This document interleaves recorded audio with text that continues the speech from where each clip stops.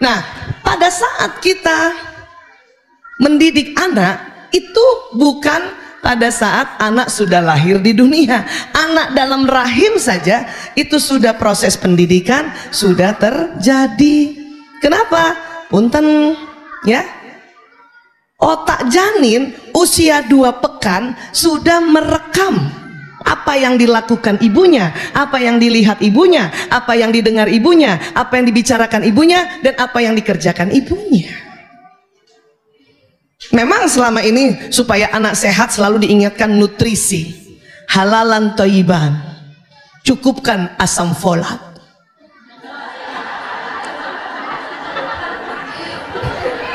Sekarang ngomong asam folat itu jadi sesuatu senyuman yang sumringah ya.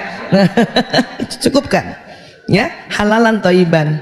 Tapi lebih lagi dari itu, memang itu penting, tapi lebih penting juga adalah apa yang diucapkan. Kenapa? Karena apa yang diucapkan ibu dilihat itu jalan lewat sistem saraf dan direkam di otaknya si bayi ini, janin, maaf. Nanti kalau sudah keluar dari rahim baru bayi, janin ini gitu.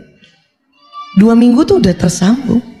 Dan dalam perut ibu antara 9 bulan 10 bulan tuh lama ya. Itulah makanya mengapa kita diminta untuk melakukan hal-hal kebaikan pada saat anak di dalam rahim. Ngaji, mengkaji, bicara yang baik-baik, memilih tontonan yang baik-baik, mendengarkan hal yang baik-baik, itu supaya kerekamnya anak ini di otak ini baik-baik. Karena terbukti terutama di tempat kami, anak-anak yang bermasalah setelah kita konseling pertama ya, konseling dengan konseling yang biasa, kemudian konseling yang pakai teknik hipnoterapi, beberapa kasus akar masalahnya di dalam rahim ibunya, dalam rahim ibunya nih ya. Kenapa? Itu tadi ya, ibunya terlalu sering lihat layangan putus tapi bukan di atas atap ya.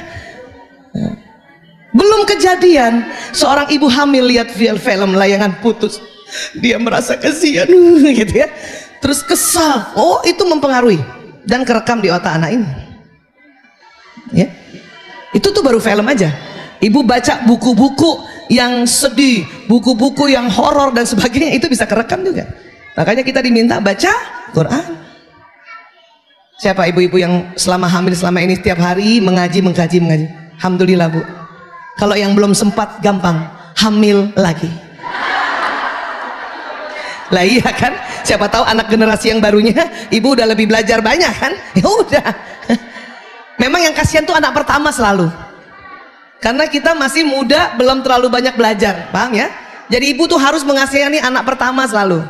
Jangan selalu dibebani anak pertama. Kau nak anak pertama, jaga adik-adikmu, kau harus punya tanggung jawab. Itu anak pertama udah teler aja. Iya, paham? Ya, jadi kasihanilah anak pertama. Dan bukan hanya ibunya saja yang ngomong, di sekelilingnya juga. Ya orang tuanya, ya ayahnya, ya mertuanya. Ah, ini mulai mertua di sini mulai. Seorang ibu muda yang hamil masih tinggal di rumah mertua, kalau mertuanya bijak, rajin taklim, ya kayak ibu Asih, insya Allah itu mantu tenang. Tapi kalau mertuanya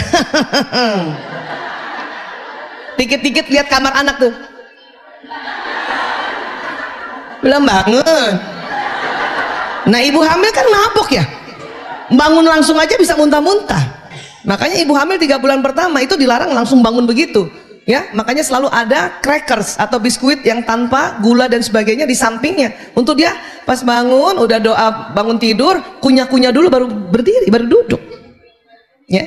Itu kan memang sholat subuh kadang-kadang udah nggak sempat lagi atau nggak kuat sholat subuh yang gerakan sesungguhnya, terpaksa duduk, habis itu harus rebahan lagi. Ibu mertua lewat.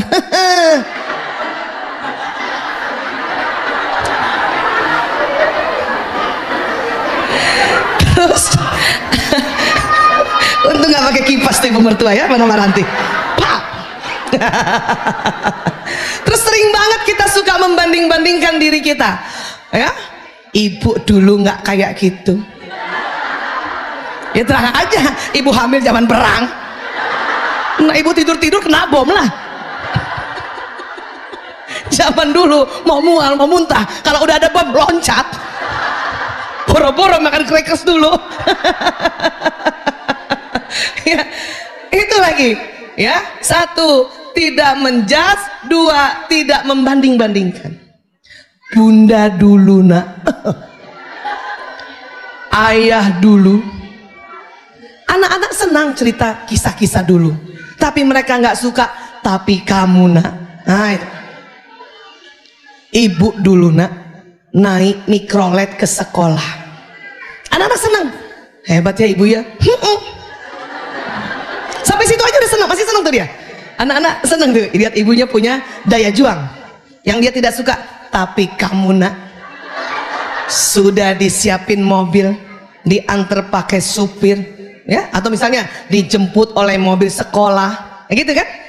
Masih aja telat. Nah, itu nggak suka dia. Itu nggak suka dia. Nggak suka dia. Karena pada prinsipnya kita nggak suka dibandingkan. Betul. Ibu-ibu mau dibandingkan oleh suami. Bunda, ayah habis makan di rumah tetangga enak banget itu. Gak mau. Kita langsung gini. Terus nggak mau lihat suami kan?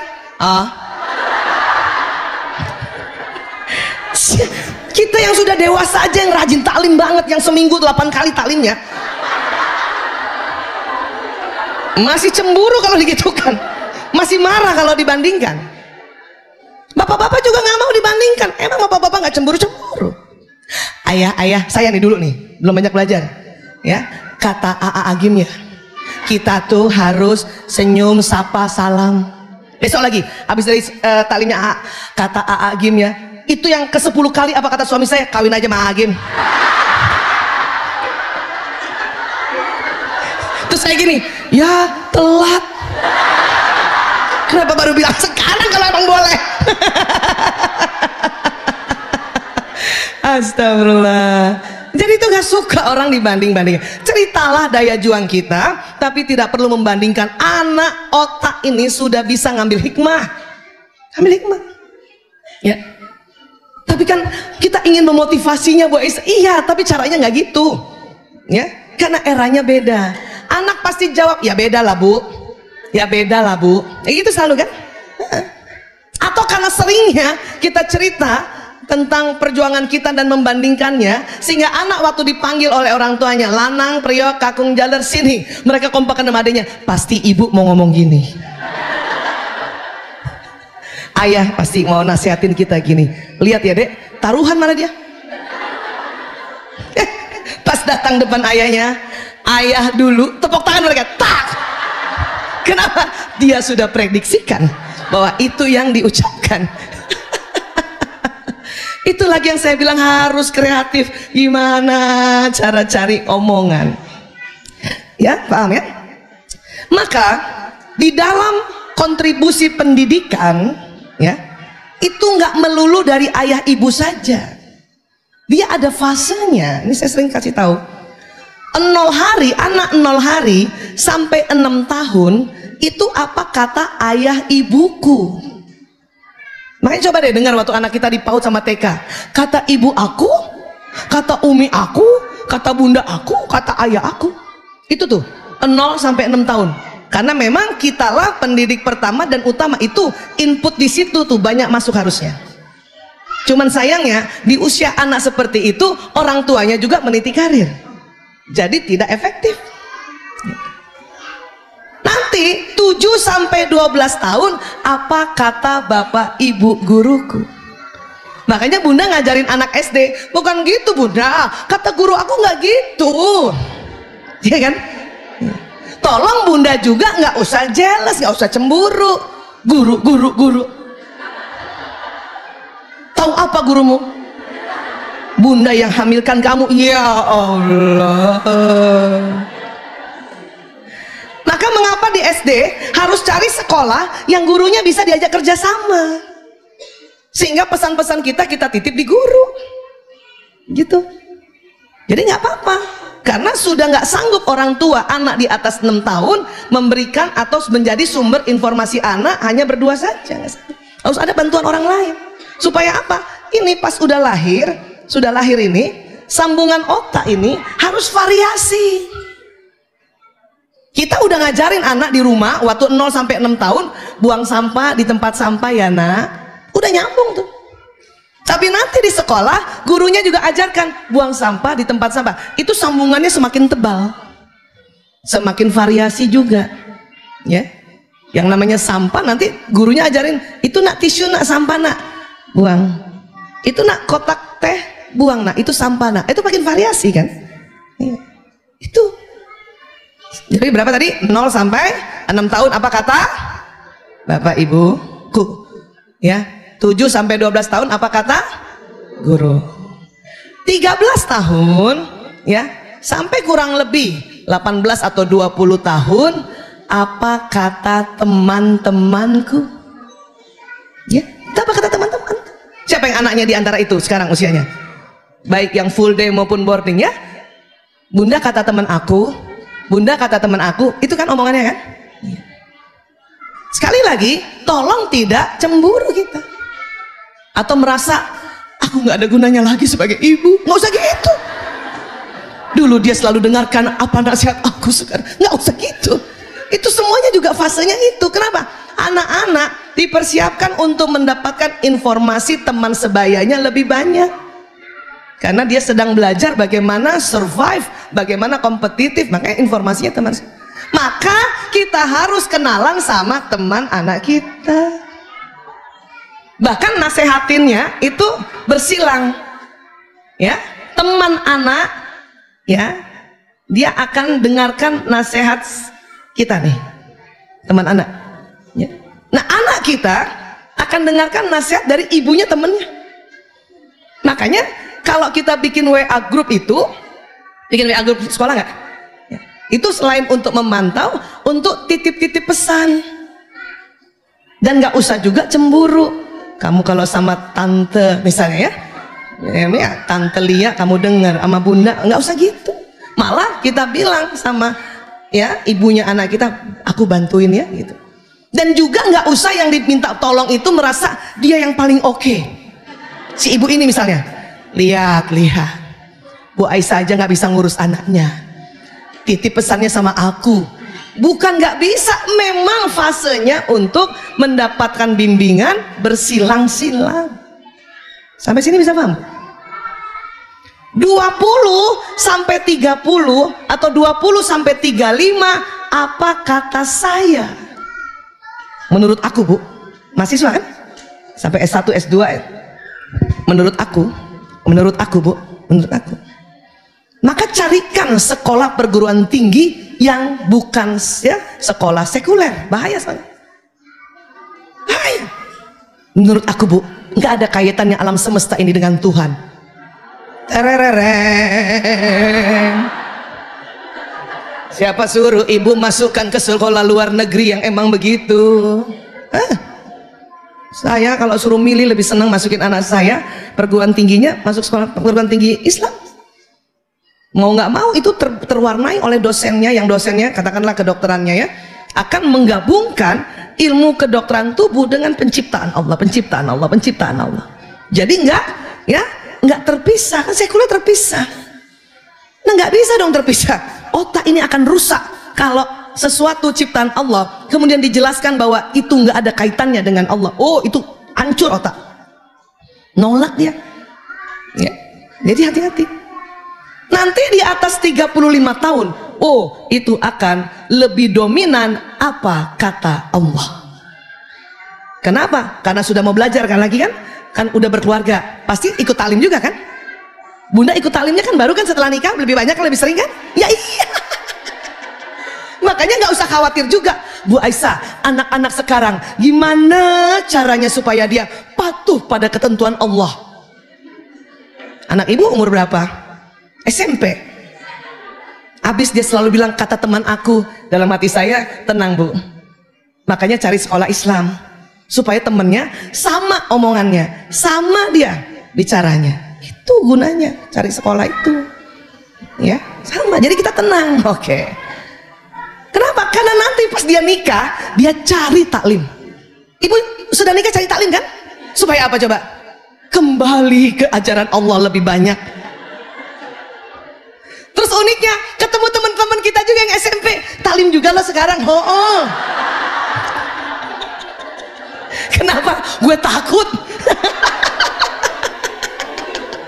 Paham tentang ini, Bu? Coba ingat baik-baik. Sekarang fase anak ibu ada di mana? Ingat baik-baik. Ingat baik-baik. Bukan berarti kita biarkan tidak memberikan akidah, nggak ajarkan ya ibadah sampai anak nanti 35, nggak gitu. Harus diajarkan sejak dalam rahim. Tetapi pengayaan otak ini kaya otak ini, ya akan diperkaya terus sambungannya. Itu ada fasenya. Jadi apa yang diucapkan orang tua, apa yang diucapkan bapak ibu guru, apa yang diucapkan oleh teman-teman, itu memperkaya sambungan otak di otak bagian akalnya yang di depan. Coba pegang dulu dahinya, Bu. Nah, di belakang dahi itu adalah ya namanya lobus frontalis, tempatnya ya arahan-arahan, nasihat-nasihat, pengetahuan. Lagi, Bu. Ada akalnya, Bu. Takut lupa. Ngerti ya, Bu? Masya Allah. Bu Aisyah, ya kan? Jadi anak sekarang gimana sih caranya dia, gaya dia belajar di era digital ini atau di era zaman now ini? Ya kita tinggal tambahin aja. Kan bedanya media saja kan? Ya. Oke, apa? Satu, sadari bahwa mereka menyukai format audiovisual. Bu, ngomong tanpa dibantu alat audiovisual itu lebih garing sebetulnya, ya nggak, Bu? Dibanding ngomong, kita ngajarkan ada audiovisual. Saya aja yang masih kategori generasi X dan agak gaptek ya, hanya bisa menayangkan foto-foto berwarna. Kepengennya sih ya video, cuman setiap saya cari hang. Ya, tapi saya harus sadar bahwa memberikan sharing apapun harus dibantu audiovisual, karena otak senang dengan hal ini. Ya. Era sekarang itu sangat bergantung pada teknologi, sangat-sangat nggak bisa lagi. Saya mau taruh anak saya, Bu Aisyah, yang nggak ada TV, nggak ada laptop, nggak ada HP. Terus, Bu, biarkan dia merasakan keindahan alam ini. Ibu mau taruh anak ibu di kebun. Karena ada penelitian, di dalam satu penelitian namanya Digital Moms, ada bapak-bapak kembar, ini luar negeri kan, 2 orang kembar. Satu dedi, satu ayah yang pertama ini, kembar yang pertama, bikin peraturan di rumahnya, bukan di sekolah ya, karena nggak mungkin dia. Di rumahnya non gadget, non digital, TV nggak ada, komputer nggak ada, laptop nggak ada, telepon pun nggak ada. Tapi disiapkan semua permainan. Bapak yang kedua, adik kembarnya, oh semua gadget semua. Anak lengkap, dia punya laptop, dia punya HP, dia punya komputer, setiap anak. 3, masing-masing 3 nih anak. Apa yang terjadi? Dan mana yang lebih berhasil? Ternyata 3 anak ayah pertama, 3 anak ayah kedua, semuanya berhasil. Kuncinya di mana? Ternyata para ayah dan ibunya mendampingi anak-anaknya, baik yang rumah tidak ada digitalnya dengan rumah yang ada digitalnya. Berarti kuncinya apa? Pendampingan. Nah, kalau sekarang ibu misalnya nggak mau pakai apa-apa terus anak nggak didampingin, ibu ya, ibu nggak siapin buku, ibu nggak siapin mainan-mainan yang lain, terus jadi apa, Nak? Belum. Bahaya. Ya. Sama, anak semua punya digital, tapi ibu nggak dampingi, itu juga kebablasan gitu. Jadi perlunya pendampingan ini, pendampingan. Ini lagi, paham sampai sini ya? Karena memang sekarang semua bergantung teknologi, nggak bisa. Pernah rumah ibu mati lampu lebih 6 jam? Pernah? Siapa yang pernah, Bu? Apa yang terjadi, Bu? Oh, jangankan anak-anak, kita aja bingung. Masalah kipas. Siapa yang dimarahin? PLN. Padahal PLN lagi susah payah karena ada kebakaran. Udah syukur dimatiin, kalau enggak kita kebakaran semua kan? Iya, karena semuanya bergantung pada teknologi, terutama teknologi listrik atau energi listrik. Ya. Kemudian gaya anak sekarang mudah memahami contoh yang konkret. Ada anak yang nggak perlu ibu contohin dia ngerti, tapi cuman 10%. Selebihnya harus kasih arahan. Misalnya hanya untuk ambil ya piring yang di meja untuk dibawa ke tempat sink untuk dicuci, itu harus kasih arahan, kasih contoh. Konkret kan? Ini nak, cuci ya. Iya. Dan nggak cuma sekali. Yang sekali memang sengaja kita mau arahkan anak kita.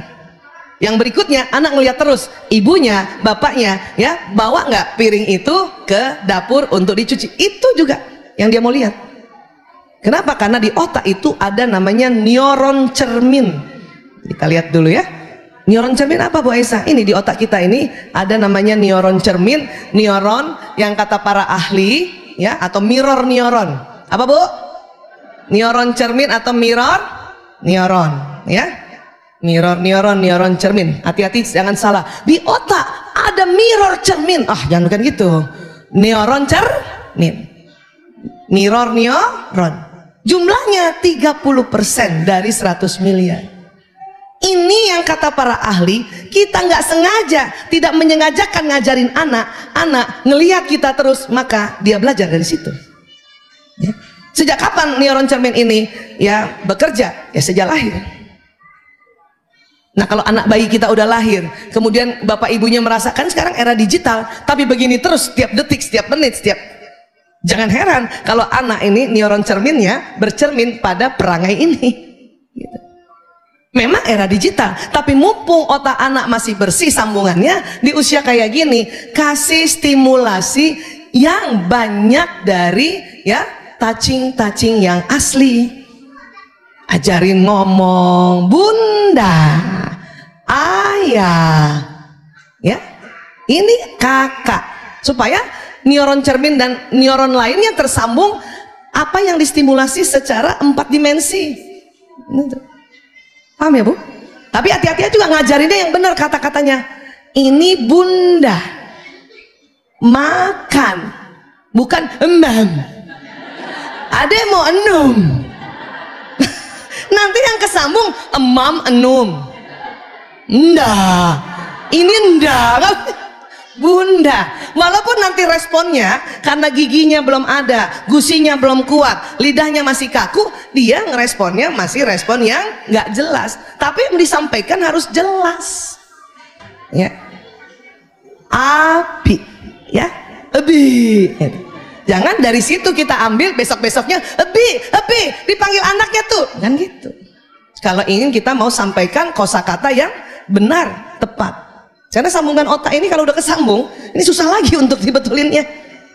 Sampai sini bisa paham ya? Jadi neuron cermin ini sudah aktif bercermin pada contoh di depannya. Anak sekarang selalu mau ada contoh yang konkret. Kenapa juga semua apa-apa pakai audiovisual? Supaya tahu.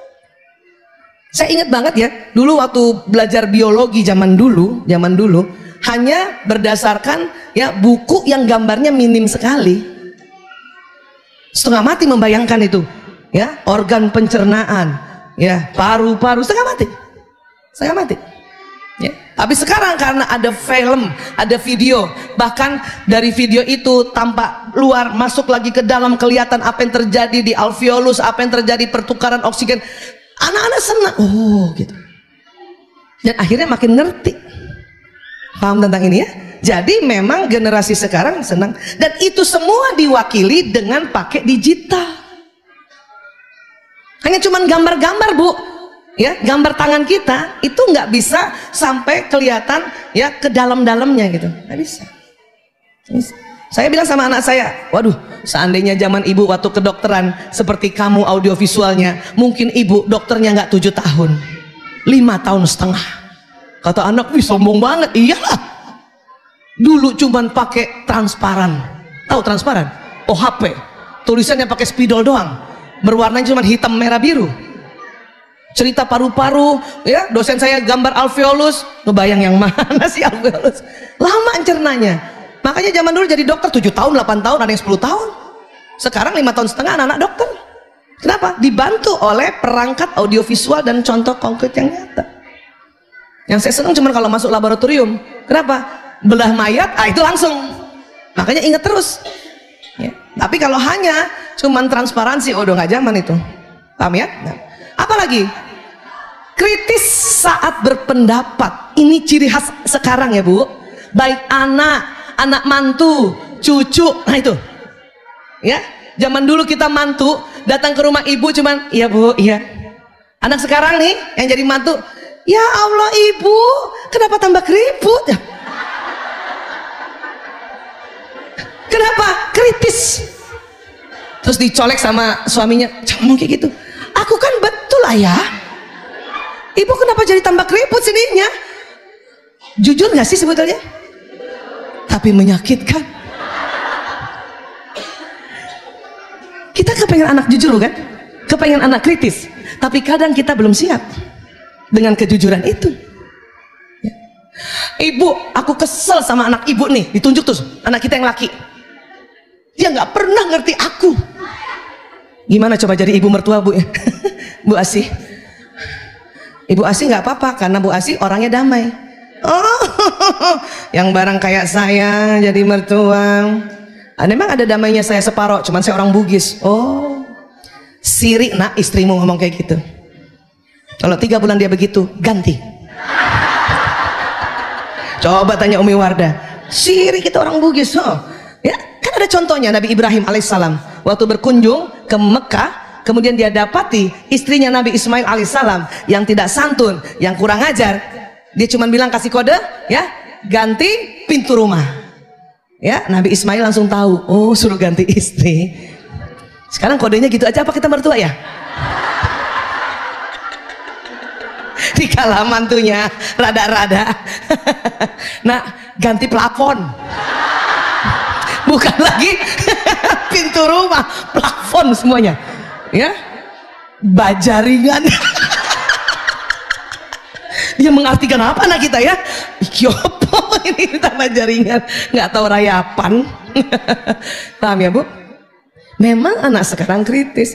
Ibu mau ke sini? Aduh ibu jangan ke sini dong. Kita mau ke Bandung. Nanti aja. Kenapa sih ibu ke sini? Apa rasanya Bu?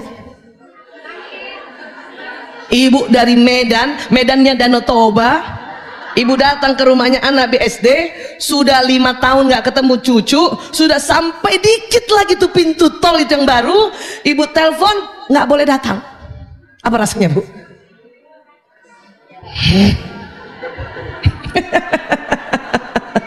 Itu bukan lagi ganti plafon, ganti tanah berikut bangunan-bangunannya. Tapi itu yang terjadi. Ya, akhirnya kita cuman astagfirullahaladzim. Astagfirullahaladzim, astagfirullahaladzim gitu kan. Terus gimana dong Bu Aisyah? Ya istighfar dulu Bu. Nah kejadiannya emang begitu. Kenapa? Memang kritis saat berpendapat. Maksud anak itu baik gak sebetulnya? Baik, baik. Cuman maunya kita, kamu yang batalkan ke Bandung. Bukan kita orang tua nun jauh di sana kita batal datang. Tapi bukan begitu gaya sekarang. Ya. Apakah dibiarkan? Enggak juga. Dimengerti dulu, difahami, nanti setelah itu kita sampaikan. Pada siapa? Pada anak kita. Tunggu aja. Kenapa? Anak kita sudah juga guilty feeling dengar istrinya ngomong kayak gitu sama ibu. Udah guilty feeling. Jangan lagi kita langsung telepon, Lanang, dari mana istrimu tuh bisa begitu-begitunya? Kamu tahu nggak? Udah kita. Apa yang terjadi nih? Anak kita kepencet dari istrinya dan kepepet dari ibunya. Akhirnya dia pergi keluyuran, pergi aja dia, nggak tahu kemana. Ya, sering terjadi kayak gitu. Karena mulai kepencet. Maka disinilah kebijaksanaan orang tua, dikarenakan gaya anak sekarang kritis saat berpendapat. Belajar juga begitu. Anak sekarang, ya, kalau gurunya salah, langsung bilang, Pak nggak kayak gitu Pak. Ya, kata Google, itu kan kata Google, nggak begitu. Paham sampai sini ya? Iya. Hanya tetap dibimbing. Saya belajarin dari bapak mertua saya.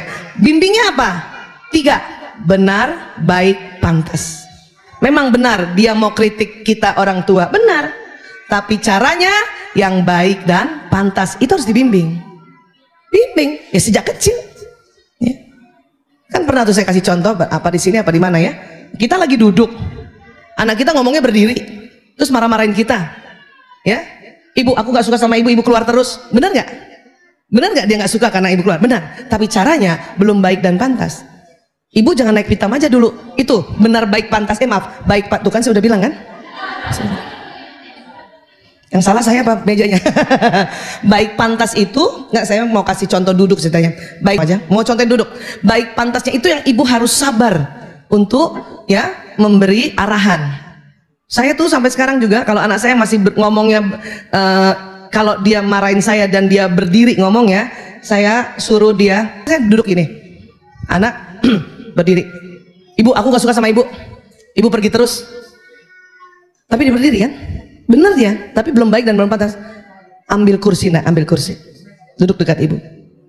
Kita mau ajarin baik pantasnya itu. Atau kalau nggak ada kursi, sini nak. Duduk di bawah. Supaya baik dan pantas, latihan anak selalu harus kalau orang tuanya di atas dia di bawah. Kenapa nak? Ibu, aku gak suka sama ibu. Nak, suara. Ya, Allah ajarkan sejelek-jelek suara keledai. Suaramu sudah kayak keledai 5. Gak bisa bu, aku ngomongnya kayak gitu. Tarik nafas. Lagi nak. Orang 5 kali tarik nafas, intonasi yang 7 oktav itu bisa turun sampai cuma 3 oktav. Kenapa nak? Aku gak suka sama ibu. Udah bener kan? Udah baik kan? Udah pantas gak? Iya. Kenapa nak? Ibu pergi terus ngurus anak-anak narkoba. Bener kan itu? Sudah benar, sudah baik, sudah pantas. Ya. Kita apa yang kita lakukan? Istighfar, astagfirullahaladzim. Langsung minta maaf. Ibu minta maaf ya nak. Gak usah juga bertahan. Nak, ketahuilah, ibu menyelamatkan anak bangsa. Itu makanya ibu dapat penghargaan dari presiden, kamu lihat toh? Gak usah gitu. Anak gak perlu itu. Bunda ini kerja untuk kamu bisa beli mainan, beli baju, sekolah. Bukan itu anak mau. Anak cuman mau melepaskan emosinya dan ibunya segera minta maaf aja. Ibu minta maaf ya nak. Kalimatnya itu, Umi minta maaf, ayah minta maaf. Selama ini kita sudah begitu, cuman maafin ibu ya nak, maafin Umi ya. Nah itu beda loh. Secara neurolinguistik program ilmu otak beda. Yang ditegur siapa? Yang keliru siapa sebetulnya? Ibu kan? Jadi ibu yang minta maaf. Anak mau maafin sekarang, nanti malam, besok atau minggu depan itu hak dia. Tapi kalau maafin ibu ya nak, maafin, kita nyuruh.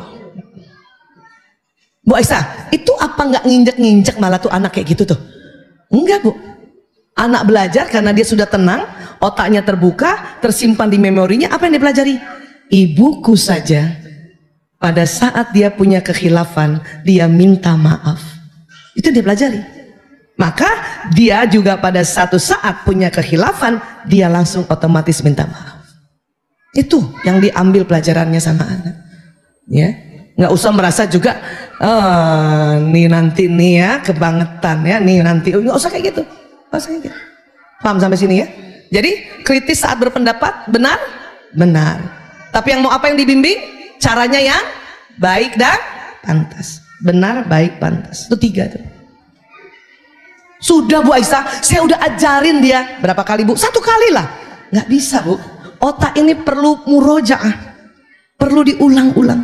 Bahkan dengan variasi berulang-ulang. Kadang mungkin bukan kita yang bilang begitu, bapak ibu guru yang bilang, nak, kamu kalau ngomong sama orang tua yang benar, baik dan pantas, itulah proses namanya pembimbing, pendampingan. Kenapa?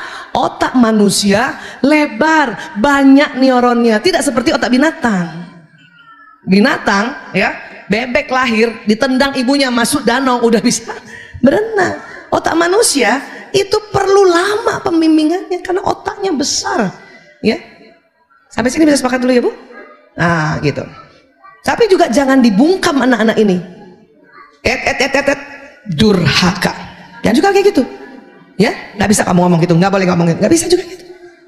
Karena nanti kalau emosi dia terpendam, suatu ketika pada waktu yang salah ketemu orang yang salah, itu nanti jalan keluarnya salah. Ya narkoba, ya LGBT, ya tawuran, ya judi. Karena dia tidak diberikan pelepasan emosi dengan dia berani bicara benar, baik dan pantas seperti itu. Ya. Guru-guru sekarang itu yang diinginkan oleh anak tuh adalah guru yang apa? Yang bersahabat. Bukan orang tua ya, guru yang diinginkan. Anak murid sekarang jarang tanya konten belajarnya. Cuman pertama aja. Ya. Pak Guru, ini jalannya fisika percepatan wus ini gimana sih gitu kan? Gurunya jelaskan, tuh kan, aku udah ngomong gitu sama ibu aku. Cuman ibu aku emang so tahu sih Pak Guru. Jadi dia selalu yang dia mau curhat adalah kondisi mentalnya karena perangai kita orang tuanya. Itulah tadi guru sekarang menerima curhat, menerima pertanyaan, bukan pertanyaan konten pelajaran, tetapi apa? Mental health.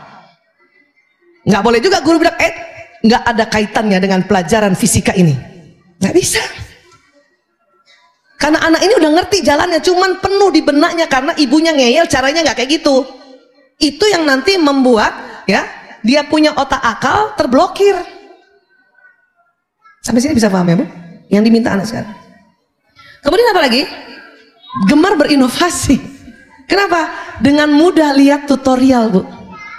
Jangan lihat ya, jangankan anak, kita aja gitu. Yang tadinya yang seneng masak cuman berdasarkan resep-resep, sekarang enak banget, nggak usah baca resep, taruh aja ya, matikan, ambil tepung, nyalain lagi ya, tambahkan gula, matikan, enak banget sekarang. Saya dulu waktu COVID yang biasanya anak-anak potong rambutnya di barbershop, ini potong sendiri. Lihat apa? Tutorial. Asik sebetulnya. Jadi ini nih gaya belajarnya di era digital pada anak-anak generasi now ya.